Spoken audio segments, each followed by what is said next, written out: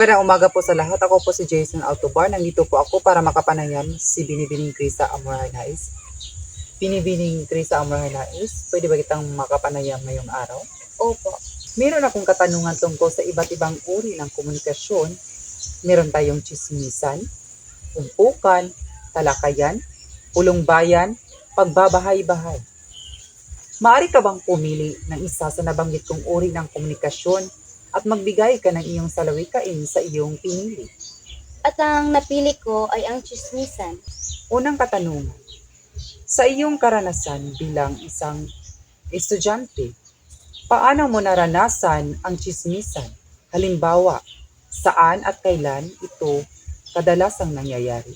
Minsan ko nang naranasan ang mga chismisan sa mga pagkakataong hindi formal, tulad ng nasa kantin, sa hallway, or habang naghihintay sa next class. Pangalawang tanong, sino-sino ang kadalasang kasangkot sa chismisan? Kadalasan, ang mga kasangkot ay ang aking mga classmates or mga close friends. Minsan, kahit yung mga hindi kagaanong close, kapag nandun ako sa grupo, napapasali rin ako. Pero, mas komportable ako kapag kasama ko ang tunay kong mga kaibigan. Okay, pangatlong tanong.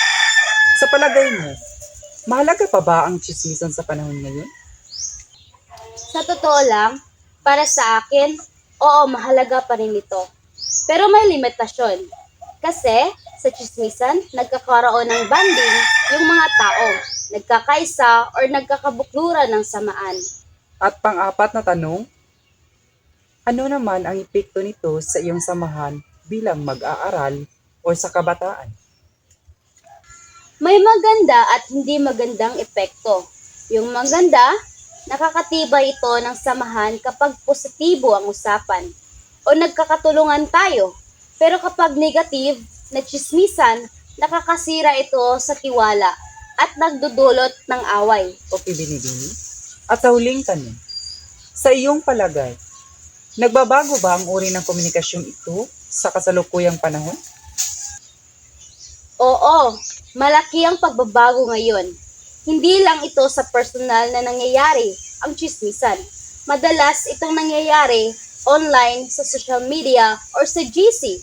Maraming salamat ulit, Binibining Krisa Amor Harnais, sa iyong pagsagot at sa pagbahagi ng iyong karanasan.